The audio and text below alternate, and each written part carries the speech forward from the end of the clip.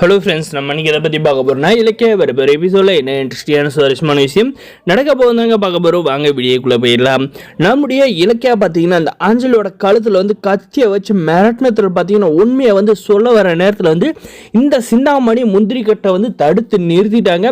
அதுக்கப்புறம் பார்த்தீங்கன்னா நம்முடைய இலக்கியா வந்து இவங்க ரெண்டு பேருக்கும் வந்து வார்னிங் பண்ணுறாங்க. உண்மை மட்டும் என்னன்னு தெரிஞ்சுன்னா கண்டிப்பாக உங்களை ரெண்டு பேரும் ஜெயிலில் தள்ளாது விட மாட்டேன் அப்படின்ற மாதிரி வந்து சொல்லிடுறாங்க.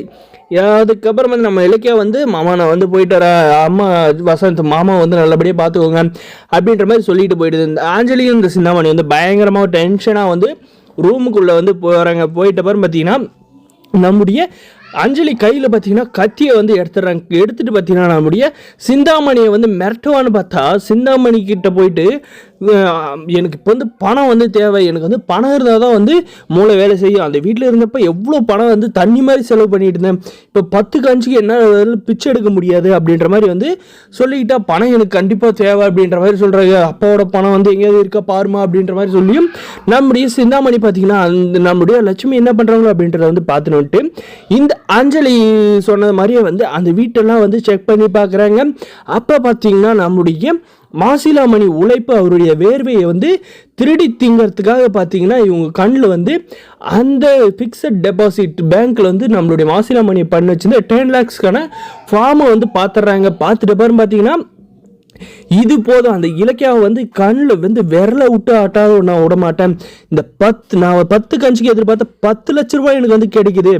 ஜாக்பாட் தான், இதுக்கு மேலே வந்து நான் யாரும் கவலைப்படாத. அந்த இலக்கியாவுக்கெல்லாம் பயந்துக்கிட்டு என்னால் வந்து வாழ முடியாது, அவளை வந்து எதிர்த்துட்டு வாழ போகிறேன் அப்படின்ற மாதிரி பார்த்தீங்கன்னா வீர வசனம் மண்ணாங்கட்டி மயிரெல்லாம் வந்து பேசிக்கிட்டு இருக்காங்க.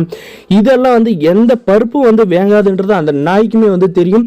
இதுக்கப்புறம் பார்த்தீங்கன்னா நம்முடைய அஞ்சலி வந்து சின்னமணிக்கிற இந்த இதை வந்து பத்திரமா அந்த ஆளுக்கு வந்து கை கால் விளங்காது போச்சு, அந்த ஆள் வந்து இனிமேல் வந்து பேங்க்குக்கு வந்து வரமாட்டான்னு சொல்லி நான் போயிட்டு அந்த அமௌண்ட்டை வந்து லம்பாக வந்து லவுட்டுக்கிட்டு வந்துடுறேன் அப்படின்ற மாதிரி வந்து இந்த சின்னாமணி கையில் வந்து சொல்லிட்டு இருக்காங்க. சரிடி அப்படிதான் ஆகட்டுன்றாங்க. அந்த பணம் வந்ததும் இந்த லட்சுமியும் இந்த வசந்தை வந்து வீட்டை விட்டு முடுக்கலாம் அப்படின்ற மாதிரி வந்து பேசிக்கிட்டு இருக்காங்க. ஆனால் பார்த்தீங்கன்னா அந்த ஃபார்மை போயிட்டு எடுத்துகிட்டு போய் வந்து பேங்க்கில் வந்து கொடுத்து அந்த காசை வந்து எடுக்க போகிறாங்களோ பார்த்தியா. ஆனால் வந்து அது சத்தியமாக வந்து முடியாதுங்க. ஏன்னா வந்து பேங்க்கில் பார்த்தீங்கன்னா நம்முடைய மாசிலாமணி இந்த மூலக்காரங்க அந்த ஃபிக்ஸட் டெபாசிட் பார்த்தீங்கன்னா நான் வந்து ஏதோ ஒன்று ஆகிட்டாலும் அந்த அமௌண்ட் வந்து என்னுடைய தங்கச்சியோட மக இலக்கியா பேருக்கு தான் வந்து போகணும் அப்படின்ற மாதிரி வந்து நாமினி வந்து போட்டு போயிருக்காங்க. அதனால் பார்த்தீங்கன்னா இவங்க ஆசை வந்து பேராசைப்பட்டு கடைசியில் பார்த்தீங்கன்னா ஒரு மண்ணாங்கட்டி வந்து நடக்காத கதையாக தான் வந்து போக போகுது.